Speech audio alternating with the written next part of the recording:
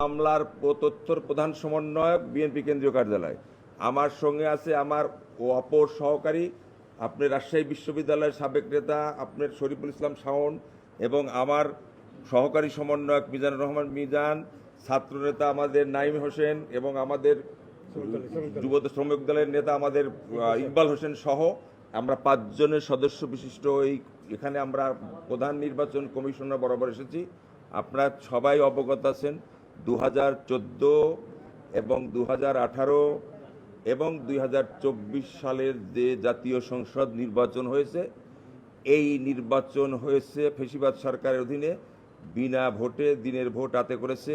2014 সালে করেছে বিনা প্রতিদ্বন্দ্বিতায় 153টি সংসদীয় এলাকায় সংসদ সদস্য ঘোষণা করেছেন, বাকিগুলাকে তারা ভোট জোর করে কেটে নিয়ে করেছে।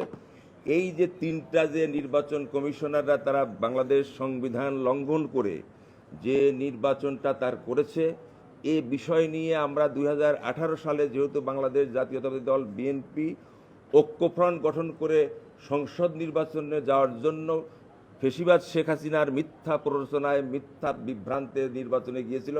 উনি কথা দিয়েছিলেন যে নির্বাচন হবে অবাধ, সুষ্ঠু, নিরপেক্ষ। এরই কারণে বিভিন্ন সুশীল সমাজ, বিভিন্ন দেশের রাষ্ট্রদূত সাথে আলোচনা করেই 18 সালে নির্বাচনে যায়। 18 সালে নির্বাচনে যাওয়ার সঙ্গে সঙ্গে যখনই তফসিল ঘোষণা করেছেন, তফসিল ঘোষণা করার সঙ্গে সঙ্গেই আমরা যারা, আমি নিজেও সংসদ সদস্য প্রার্থী হিসাবে ছিলাম, আমরা যখন নমিনেশন পেপার সাবমিট করতে যাই তখন থেকেই বাধার সম্মুখীন।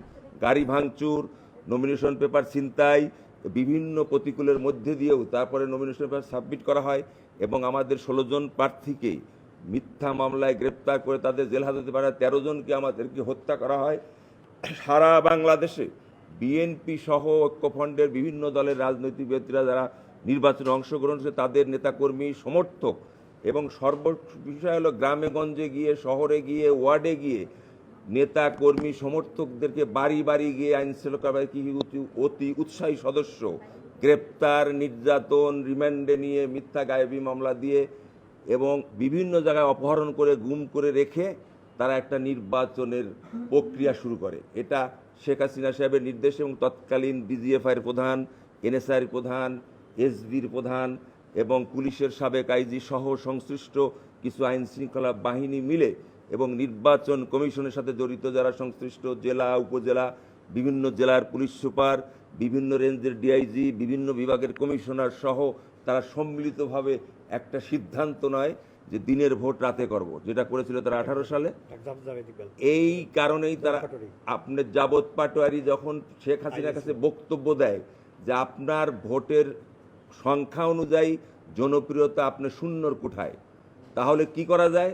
জাবেদ পাটোয়ারি তৎকালীন আইজি বলেছিল যে ভোট আপনার আছে, তবে দিনে না রাতে আছে। কি করা যায়? যে আপনি নির্বাচন কমিশনকে বলে দেন, নির্বাচন কমিশন যদি আমাদেরকে সহায়তা করে আমরা দিনের ভোট রাত করে। ঠিক জাবেদ পাটোয়ারি সেইটাই করেছিল। তার কারণের জন্য আইজি জাবেদ পাটোয়ারি সৌদি আরবের রাষ্ট্রদূত হিসাবে পুরস্কার হিসাবে উনি দীর্ঘ এই গত 5ই আগস্ট 2024 পর্যন্ত উনি দায়িত্ব পালন করেছেন। এরা নিয়ে, অর্থ নিয়ে, টাকা নিয়ে কেন্দ্রে কেন্দ্রে দিয়ে বিএনপির এজেন্টদেরকে বের করে দিয়ে বিএনপির নেতাকর্মীরা যারা সমর্থক ভোটার, যদিও অনেকে কেন্দ্রে আসতে চাইছিল, তাদেরকে রাস্তায় বাধা দিয়ে আওয়ামী লীগ এবং আওয়ামী লীগের সন্ত্রাসীদের দ্বারা এই শেখ হাসিনার নির্দেশে এই ভোট তারা সম্পন্ন করে। 13 সাল, 14 সাল এবং 24 সালে সর্বশেষ আপনার কাজী আওয়াল সাহেব যেটা করেছিলেন সেটা ড্যামি ভোট। আপনি জানেন আওয়ামী লীগের তরফ থেকেই আপনার প্রার্থী দিয়ে এবং জাতীয় পার্টি এই কাদেরকে কয়েকটা সিট দিয়ে একটা নাটক, প্রহসন নাটক সাজিয়ে ভোট করেছে। এই যে ভোট তারা করেছে, নির্বাচন কমিশনার সহ তার সহযোগীরা, তাদের বিষয় নিয়ে আমরা একটা অভিযোগ নিয়ে থানায় এবং 2টি অভিযোগ আমরা প্রধান নির্বাচন কমিশনার, বর্তমান প্রধান নির্বাচন কমিশনার, এই মাননীয় প্রধান কমিশনার এবং মাননীয় আপনার সচিব সাহেব ওখানে উপস্থিত ছিলেন, তাদের কাছে আমরা এই জমা দিলাম। আমরা জানি এই বর্তমান সচিব এবং প্রধান নির্বাচন কমিশনার সাথে যারা অন্যান্য নির্বাচন কমিশনারের এই যে অভিযোগটা আমরা দিলাম, ওনারা ওটা আইনগত ব্যবস্থা নেবেন। এখন আমরা যেহেতু তারা সংবিধান লঙ্ঘন করে ফৌজদারি দণ্ডবিধি অপরাধ করেছে, এই কারণের জন্য তাদের বিরুদ্ধে আমরা মামলা করার জন্য আমরা শেরেবাংলা নগরে আমরা যাচ্ছি। এখন শেরেবাংলা নগরে আমরা সেই এফআইআর দাখিল করব। সেই এজাহারের মধ্যে 19 জনকে আপনার নাম ধরে উল্লেখ করেছি, অজ্ঞাত আরও আছে। যেটা তদন্তকারী কর্মকর্তা খুঁজে তাদেরকে বের করবে। এটাই হলো আমাদের মূল বিষয়। প্রধান হলো আপনার সাবেক স্বৈরাচার সরকার, ভোটারবিহীন সরকার শেখ হাসিনা, অবৈধ প্রধানমন্ত্রী শেখ হাসিনা আছে প্রধান। আর প্রধান নির্বাচন কমিশনার 2014 সালে যারা কমিশনার ছিলেন তারা, 2018 সালে প্রধান নির্বাচন কমিশনার ছিলেন যারা, তাদের সাথে কমিশনার, তাদের সাথে সচিব, এবং সর্বশেষ 2024 সালে যে নির্বাচন করেছে প্রধান নির্বাচন কমিশনার এবং তাদের কমিশনার বিন্দু সচিব সহ সংশ্লিষ্ট যারা আইন শৃঙ্খলা বাহিনী যারা অতি উৎসাহে জড়িত আছে তাদের আমরা নাম উল্লেখ করেছি। এটা ওনারা অনুসন্ধান করে ব্যবস্থা নেবেন।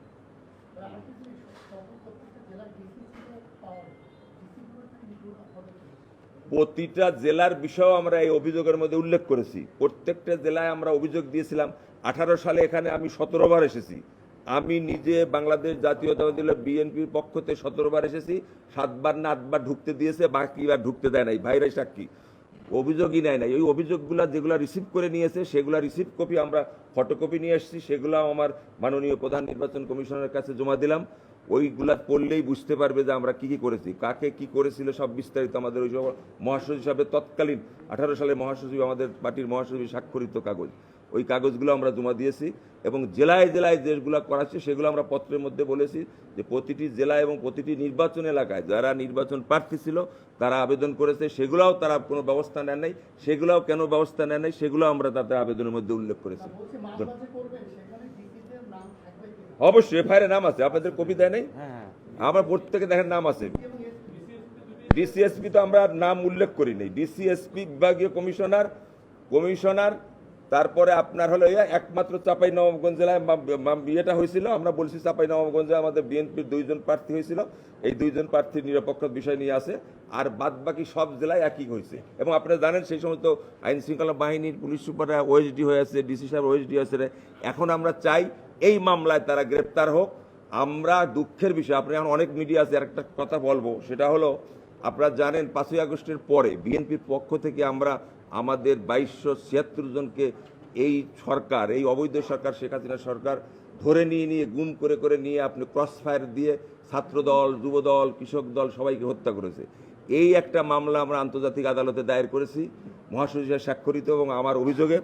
তারপরে আমাদেরকে আপনি যারা 5ই আগস্ট 1 জুলাই থেকে যে বৈষম্য বিরোধী ছাত্র আন্দোলন, যে ছাত্ররা যাদের কারণে এই জন্য আপনি আজকে আমাদের হয়েছে, সেই ছাত্রদের সঙ্গে আমাদের ভারপ্রাপ্ত চেয়ারম্যান তারেক রহমান সহ একত্রিত হয়ে যে বৈষম্য বিরোধী আন্দোলনে অংশগ্রহণ করেছিল, সেই অংশগ্রহণের হিসাবে যেভাবে তারা নিপীড়ন নির্যাতন করে গুলি করে হত্যা করেছে তাদের সংখ্যা ছিল আমাদের কাছে হিসাব অনুযায়ী, বিএনপির হিসাব অনুযায়ী 848 জন। এই 848 জনের অভিযোগও আমরা আন্তর্জাতিক আদালতে দায়ের করেছি। আমি নিজে বাদী হয়ে মামলা করেছি, আমাদের বিএনপির স্বাক্ষরিত মহাসচিব হিসাবে স্বাক্ষরিত দিয়ে। তারপরে গুমের 153 জনের মামলা করেছি। কিন্তু দুঃখের বিষয় না, একটু বল, দুঃখের বিষয় এই তদন্তর কোনো অগ্রগতি নাই, কোনো ধরাধরিও নাই। জি, এর আগের না উনি বললে যে আমাদের দরখাস্ত নিলাম, ওরা বললে যে আইনগত ব্যবস্থা আমরা নেব। আমরা উনি রিসিভ করে নিয়েছে আমাদের কপিগুলা, ওনারা রিসিভ করে নিয়েছেন, 2টো কপি রিসিভ করে নিয়েছেন, এর একটা, এই একটা। উনি বললো ব্যবস্থা নেব। উনি আমাদের খুব আশ্বস্ত করেছেন যে না, আমরা নিরপেক্ষ, আমরা আপনাদেরও না, আপনারা কারো নয়, আমরা নিরপেক্ষ, আমরা যেটা আইনি ব্যবস্থা সেটা আমরা করবো।